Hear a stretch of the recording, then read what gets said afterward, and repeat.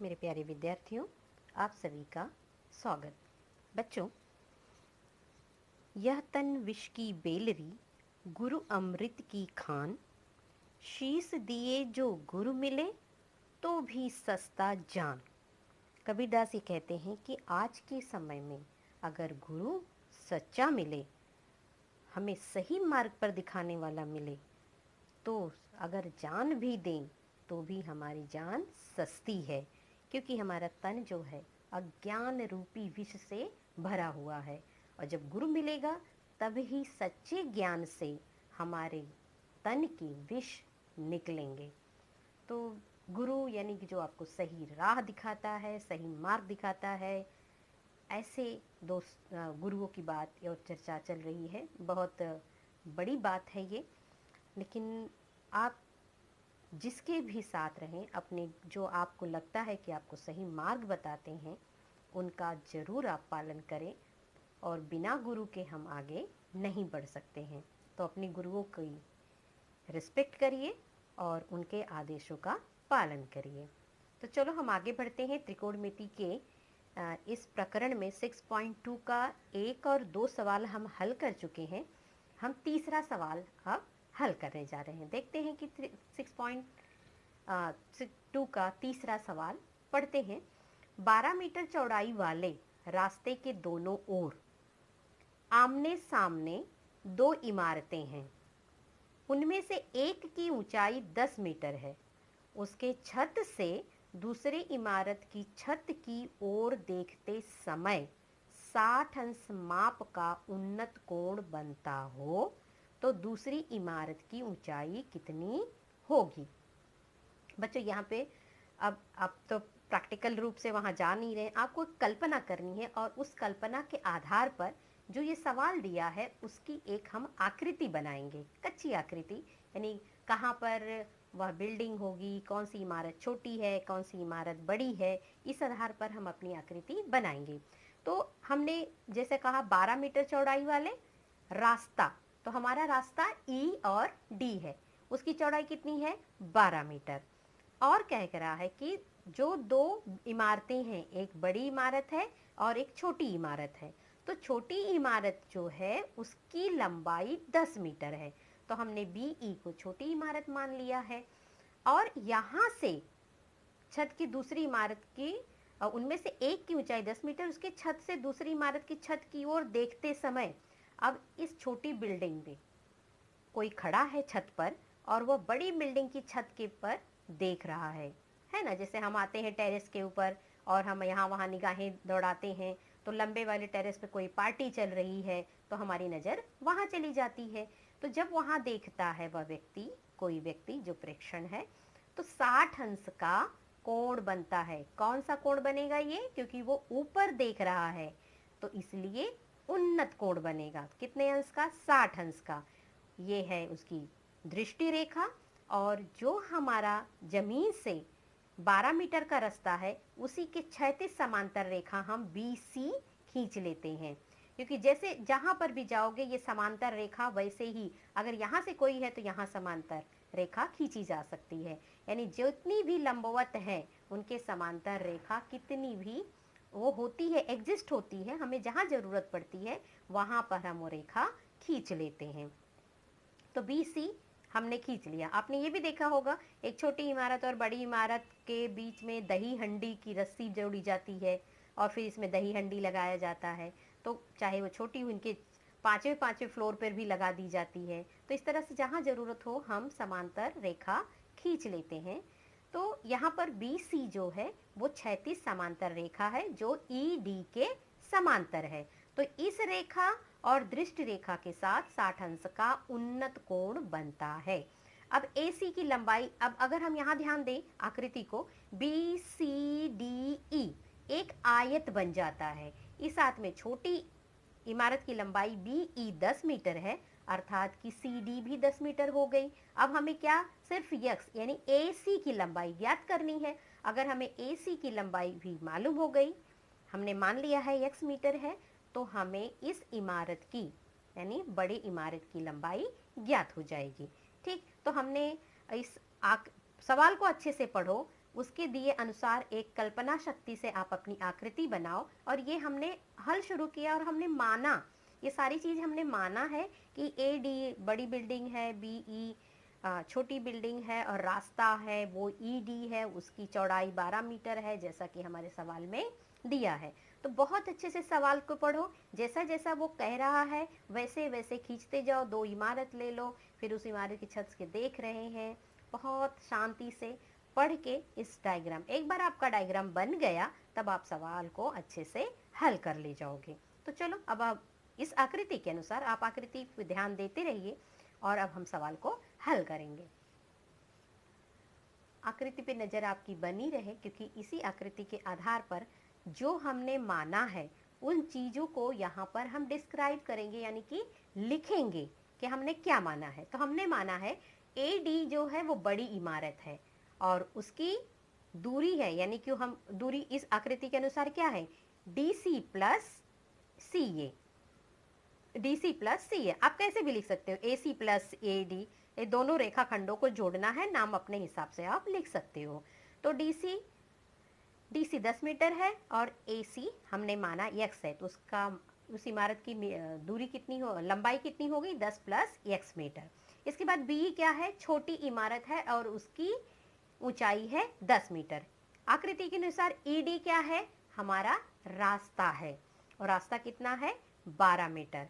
इस तरह से ये एक आयत बनता है, वो भी हम लिख देंगे कि बी सी डी ई एक आयत है, बी सी डी ई एक आयत है, और इसीलिए बी सी बराबर ई डी है और बराबर 12 मीटर, ये हमने उन्हें बता दिया। अब आगे बढ़ते हैं सवाल को हल करने के लिए, जो हमें मेन उद्देश्य है वहां तक। तो अब कोण कौन सा बनता है, कोण ए बी सी, कोण A B C, A B C कितना, 60 अंश का, और वह उन्नत कोण दर्शाता है। इस तरह से समकोण त्रिभुज, अब हम जब उन्नत कोण बन गया है तो हमें एक त्रिभुज मिलेगा जो समकोण है। समकोण त्रिभुज ए बी सी में tan 60, हम tan ले रहे हैं क्योंकि सम्मुख भुजा और संलग्न भुजा से संबंधित है, इसलिए अक्सर सारे सवाल में tan है, कहीं कहीं जरूरत पड़ी है साइन थीटा भी लेने की, यानी साइन अनुपात लेने का। तो यहाँ हम tan ले रहे हैं, tan 60 इक्वल टू सम्मुख भुजा बटे संलग्न भुजा, और इस आकृति के अनुसार सम्मुख भुजा है AC और संलग्न भुजा है BC, और इसका हम मान रख देंगे। मान रखा हमने कितना, सारणी के अनुसार हमने सारणी बनाना सीखा है, तो उस सारणी के अनुसार हमें ये प्राप्त हो जाता है कि tan 60 कितना है, √3 है, और सम्मुख भुजा हमने x माना था और BC 12 मीटर। तिरछा गुणा कर दो, 12 गुणे 3 तो x गुणे 1, तो इसलिए x बराबर 12 करनी में 3। अगर करनी में 3 का मान दिया होता तो आप करनी में 3 का मान रख के उसका उत्तर निकाल लेते, परंतु यहाँ दिया नहीं है, तो अब करनी में 3 जैसा है वैसे ही। तो AD बड़ी इमारत है, तो उसकी इकाई क्या है, 10 प्लस x मीटर, हमने पहले ही वहां लिख लिया है। तो अब 10 है प्लस x का मान कितना आया, यानी कि AC का मान 12 करनी में 3।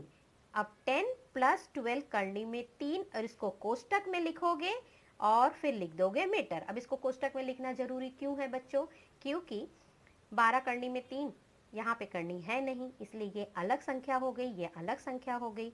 दोनों संख्याओं को हम नहीं जोड़ सकते क्योंकि एक राशि वाले नहीं है, हम यूँ समझे।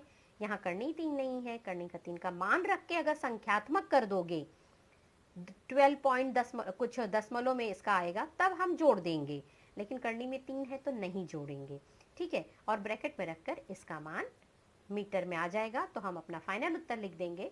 दूसरी इमारत की ऊंचाई 10 धन 12 करनी में 3 कोष्टक क्लोज मीटर होगी। इस तरह से हमने 6.2 का तीसरा सवाल बड़ी ही सावधानी से पढ़कर, समझकर, और जो भी डायग्राम हमने बनाया है उसको अच्छे से हमने परिभाषित भी कर दिया कि हमने किसे क्या माना है, इस तरह से। चलो बढ़ते हैं, हम चौथा सवाल लेते हैं। चौथा सवाल, चौथे सवाल में 18 मीटर तथा 7 मीटर ऊंचाई वाले 2 खंभे हैं।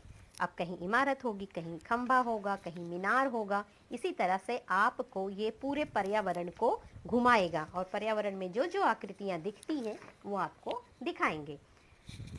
18 मीटर और 7 मीटर ऊंचाई वाले दो खंभे जमीन पर खड़े हैं। उनके ऊपरी सिरों को जोड़ने वाले तार की लंबाई 22 मीटर है।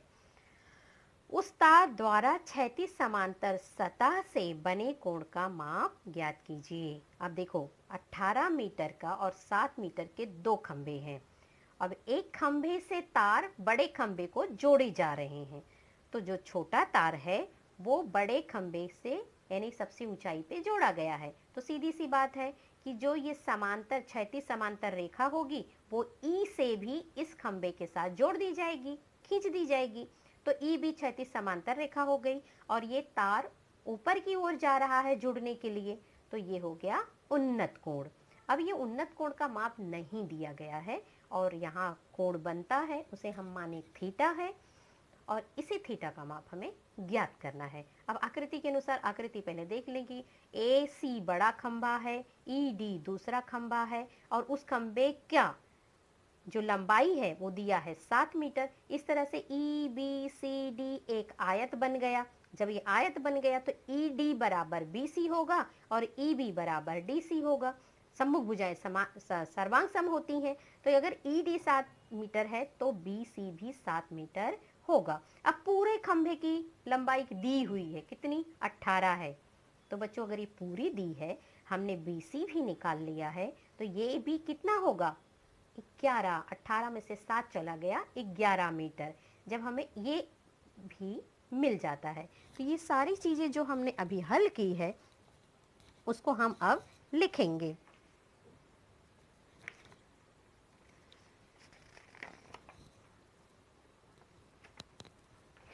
जैसा हमने यहाँ पे देखा वैसे ही हम आकृति में जो जो हमने लिया है उसको हम एक्सप्लेन भी कर देंगे कि हमने आकृति में क्या चीज को क्या माना है और कैसे हम इसको लेकर आगे हल करेंगे। अब देखते हैं आकृति में। आकृति के अनुसार आप जैसे आप लिए हो उसी हिसाब से आप उसको मान लो। आकृति के अनुसार DE 7 सेंटीमीटर का खंभा है और AC 18 मीटर का खंभा है और AE सिरे को जोड़ने वाला तार कितना है 22 मीटर। चतुर्भुज बनता है EBCD एक आयत है, इसलिए DE बराबर CB 7 सेंटीमीटर होगा। अब बड़े खंभों को हम परिभाषित करते हैं कि वो कितना है और कितना होता है AB प्लस BC बराबर 18 मीटर। अब ये 18 मीटर हुआ, हमने यहीं देख लिया था डायग्राम में भी 18 मीटर। अब AB निकालेंगे, जो ऊपर वाला खंबे का आधा हिस्सा हमें नहीं ज्ञात है, वो बराबर होगा पूरे यानी AC माइनस BC यानी 18 माइनस 7 तो कितना आ गया 11 मीटर। ये ऐसा हम कब कर सकते हैं जब तीनों बिंदु एक रेखीय होते हैं। एक ही खंभा है, एक ही खंभे पर ये तीनों बिंदु है तो एक रेखीय है। अब हमारा क्या बनता है कोण AEB क्षैतिज समांतर और तार के साथ बनने वाला कोण है और ये उन्नत कोण दर्शाता है। ऊपर की तरफ तार जोड़ रहे हैं तो उन्नत कोण दर्शाता है। अब हमें मिल गया समकोण त्रिभुज। समकोण त्रिभुज कौन सा बना ABE। अब इस समकोण त्रिभुज में यहाँ पर कर्ण दिया है और ये सम्मुख भुजा दी है। मैंने कहा ना बच्चों कि हम इसमें जो दी गई जानकारी है उस आधार पर हम ये निश्चित करते हैं कि कौन सा त्रिकोणमितीय अनुपात हम लेंगे। अब यहाँ सम्मुख और कर्ण की बात है तो हम क्या लेंगे साइन थीटा। तो त्रिभुज ABE में साइन थीटा, थीटा हमने माना है तो साइन थीटा बराबर सम्मुख भुजा बटे कर्ण। सम्मुख भुजा बटे कर्ण। सम्मुख भुजा क्या है हमारे डायग्राम के अनुसार AB है और कर्ण क्या है AE है। AB हमने निकाला अभी कितना है 11 और कर्ण कितना है 22, इसलिए साइन थीटा बराबर 11 बटे 22 और उसको हमने रिड्यूस किया तो हमें कितना मिला 1 बटे 2। जब हमें 1/2 मिलता है, और अब हम थोड़ा सा अपनी सारणी की तरफ चलते हैं। हमने जब सारणी बनाई थी तो उस सारणी में हमने देखा था कि साइन 30 बराबर 1/2 होता है। सम्मुख 30 अंश के सामने की कोण कर्ण की आधी होती है। तो इस तरह से हम याद रखते हैं साइन 30 बराबर 1/2। यहाँ साइन थीटा 1/2 है और साइन 30 भी 1/2 है। अब ये दोनों की तुलना करो। एक ऐसा थीटा है जिसका मान 1/2 है और यहाँ हमें बताता है कि साइन 30 का मान 1/2 है। इसका मतलब क्या, जो थीटा है वो कितना है, 30 अंश है। तो किसी साइन, किसी कोण का माप, किसी साइन कोण का माप आधा है और हमें मालूम है कि साइन 30 का मान आधा है। तो जब हम कहेंगे इसका मतलब कि वो थीटा का मान कितना है, 30, यानी 30 अंश के कोण का माप आधा होता है। तो ये दोनों को ध्यान में रखते हुए साइन थीटा आधा है, साइन 30 आधा है, इसका मतलब कि थीटा की जगह पर क्या है, 30 है। तो हमने निकाला थीटा बराबर 30 और उत्तर यही पूछा था अपेक्षित कि तार द्वारा समांतर सतह पर बने कोण का माप कितना है, 30 अंश है। और यही उत्तर था हमारा। इस तरह से हमने चौथा सवाल हल कर लिया है। आगे बढ़ते हैं हम, अब 5वां सवाल हल करेंगे। पढ़ते हैं और फिर हल करते हैं। आंधी के कारण किसी पेड़ का सिरा टूटकर जमीन से 60 अंश माप का कोण बनाता है। पेड़ का जमीन पर टिका हुआ सिरा तथा पेड़ के तने के बीच की दूरी 20 मीटर हो तो पेड़ की ऊंचाई ज्ञात कीजिए। ये भी आपको कल्पना करनी है। बच्चों, कल्पना आप ध्यान से अगर देखोगे इस बात को कि कोई पेड़ टूटेगा, अब ऐसे कोई पेड़ है और अगर टूटता है ऐसे तो वो नीचे आकर गिर जाता है। यहाँ पर है और ऐसे टूटा तो वो गिर के ऐसे किसी भी तरफ, चाहे इस तरफ गिरेगा चाहे इस तरफ गिरेगा, लेकिन गिर के ऐसे ही आ जाएगा। तो ये पेड़ हमने माना कि पेड़ जो था बी पर टूट गया और वह सी पर आकर झुक गया। यहाँ पर सी पर वो आके उसका ऊपर सिरी गिर गया। मतलब पेड़ ए बी पर टूटा और यहाँ गिर गया, तो ए बी जितना है उतना ही तो बी सी होगा, है ना। और बी डी इसका माप हमें नहीं मालूम है। मान लिया कि x मीटर है, लेकिन जो सिरा यहाँ पर गिरा है और जहाँ पेड़ का जड़ है वहां से उसकी दूरी 20 मीटर है। तने से जहाँ पेड़ का तना है उस बीच की दूरी कितनी है, 20 मीटर है। तो पेड़ की ऊंचाई ज्ञात करो, यानी आपको क्या ज्ञात करना है, ये x मीटर है और ये जो टूट कर गिरा है मतलब ये कर्ण, इस त्रिभुज में ये कर्ण, यानी कर्ण निकाल लोगे, फिर x मीटर ये मिल जाएगा, तब दोनों को जोड़ोगे तब आपको मिलेगा पेड़ की लंबाई। तो चलो हम इसे भी हल कर लेते हैं। अब आकृति के अनुसार जो जो जानकारी दी है उस जानकारी को हम पहले एक्सप्लेन कर देते हैं कि हमने किसको क्या माना है। तो आकृति के अनुसार ए बी बराबर बी सी, क्योंकि जो सिरा टूट कर गिरा है वो बराबर होगा ए बी बराबर बी सी। और ए डी क्या है, आंधी से पहले पेड़ की लंबाई, पूरा ए डी आंधी से पहले पूरा पेड़ हमारा क्या था, ए डी था। जब वो टूटा, बी पर टूटा और यहाँ पे सी पे आके गिर गया, यहाँ पे झुक गया सी बिंदु पर। तो ए डी आंधी से पहले पेड़ की लंबाई और सी डी टूटे पेड़ के सिरे व तने से दूरी यानी 20 मीटर। जो तना पेड़ टूटा सी पर और पेड़ का तना कहाँ है, डी पर, तो यहाँ की दूरी कितनी, डी सी यानी 20 मीटर है हमारे सवाल के अनुसार। अब इसलिए जो कोण बी सी डी, ये हम ये देखेंगे कि एक तरह से ये उन्नत कोण बनता है। मतलब यहाँ पर गिरा और हाँ ये वाला हिस्सा देखेंगे तो ये बनता है उन्नत कोण। कितने माप का, 60 अंश का। ये यहाँ पर सवाल में दिया है, किसी पेड़ का सिरा टूट कर जमीन से 60 माप का कोण बनाता है। तो 60 माप का कोण बनाता है, हम उसको उन्नत कोण दर्शाएंगे, क्योंकि ऊपर हम यहाँ झुका और इसका पूरा जो हिस्सा था यहाँ से जुड़ा हुआ है।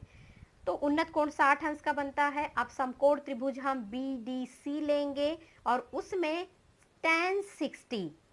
अब बच्चों tan 60 यहाँ पर हम क्यों ले रहे हैं, क्योंकि यहाँ सम्मुख ये दिया है और संलग्न भुजा हमें पता है, सम्मुख और संलग्न है, इसलिए हमने tan 60 लिया। तो tan 60 क्या होता है, सम्मुख भुजा बटे संलग्न भुजा, और यहाँ सम्मुख भुजा है BD और संलग्न भुजा है DC। BD x माना है और सारणी के अनुसार tan 60 कितना है, √3, और इसलिए x बटे √3। अब हम तिरछा गुणा करेंगे तो हमें क्या मिला, x बराबर 20 करनी में 3। अब हम sin 60 लेते हैं। अब बोलोगे sin 60 क्यों चाहिए, क्योंकि अब हमें कर्ण भी ज्ञात करना है, कर्ण है ना।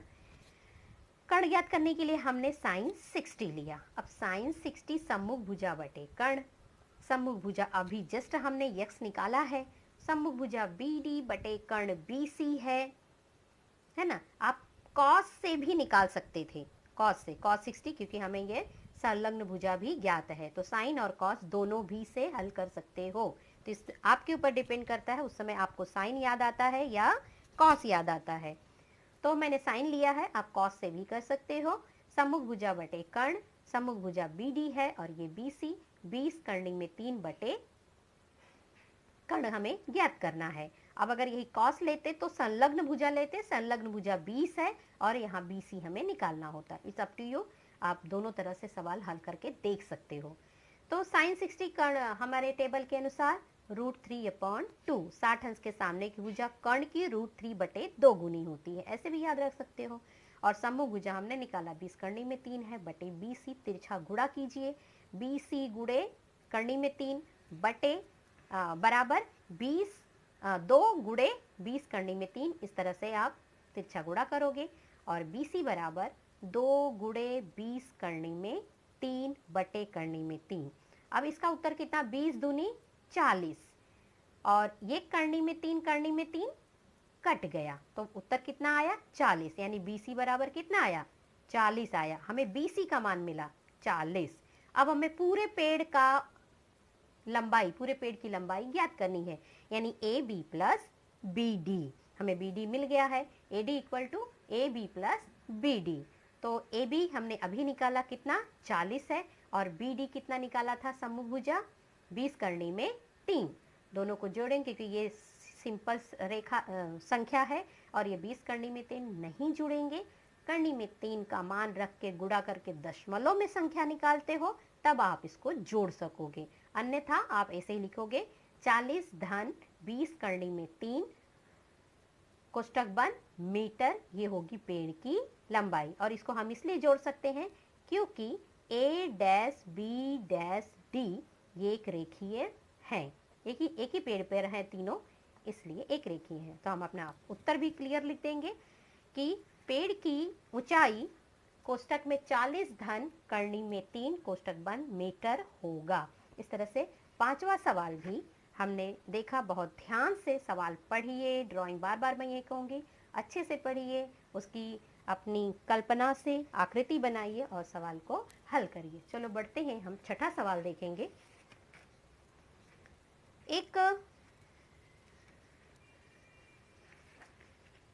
एक पतंग उड़ते समय, एक पतंग है और वह उड़ते समय जमीन से 60 मीटर की लंब ऊंचाई तक पहुंचती है। 60 मीटर, धागा कितना है, लंब ऊंचाई, यानी कि जहां पतंग दिख रही है वहां से अगर लंब ऊंचाई देखें क्यों, तो उसकी ऊंचाई 60 मीटर है, ऐसा दिया है। और पतंग के धागे का एक सिरा जमीन पर बांधने पर, समझो R वह बिंदु है जहां पर हम बांध रहे हैं, तथा धागे के बीच 60 माप का कोण बनता है। क्योंकि धागा पतंग ऊपर की तरफ उड़ता है तो इसको हम क्या मानेंगे, उन्नत कोण मानेंगे। तो कोण बनता है तो धागा एकदम सीधा होगा, ये मान के हम चलते हैं। तब उस धागे की लंबाई ज्ञात कीजिए। बच्चों यहाँ पर करनी में 3 का माप दिया है, वरना मैंने आपको ये भी कहा है कि पाई √2 √3 का मान हम कैसे याद रखते हैं। I know, I want tea, yes I know पहला, फिर इसके बाद है I want tea, I respect you. इस तरह से हमने याद किया था हमारे पिछले वीडियो में, आप जरूर देखिए और छोटे छोटे ट्रिक्स है उसको याद रखिए। अब आकृति के अनुसार हमने जो आकृति कच्ची बनाई है उसका हम विवरण यहाँ लिख देते हैं। आकृति के अनुसार P यह पतंग की स्थिति है और PR पतंग का धागा, लंबाई हमने मान लिया वो x मीटर है क्योंकि दिया नहीं है, दिया हुआ नहीं है, हमने माना वो x मीटर है। और PQ पतंग की जमीन से लंब ऊंचाई है, कितनी है 60 मीटर है। अब कोण समकोण त्रिभुज PQR बनता है और 60 या जमीन व धागे से बना उन्नत कोण है। ये जमीन है, जमीन का क्षैतिज रेखा है और ये धागा, इनके बीच 60 अंश का उन्नत कोण बनता है। अतः त्रिभुज PQR एक समकोण त्रिभुज बनता है, समकोण त्रिभुज ही बनेगा, लंब ऊंचाई दी है। तो अब हम sin 60 ले रहे हैं, कहा ना, आप सवाल देखो कौन सा भुजा दिया है। अब यहाँ सम्मुख भुजा और कर्ण से संबंधित है, इसलिए हम क्या लेंगे sin 60। सम्मुख भुजा बटे कर्ण, सम्मुख क्या है PQ और कर्ण PR हमारी आकृति के अनुसार। sin 60 का मान कितना होता है √3/2, सारणी में भी है, या 60 अंश के सामने की भुजा कर्ण की √3/2 गुनी होती है।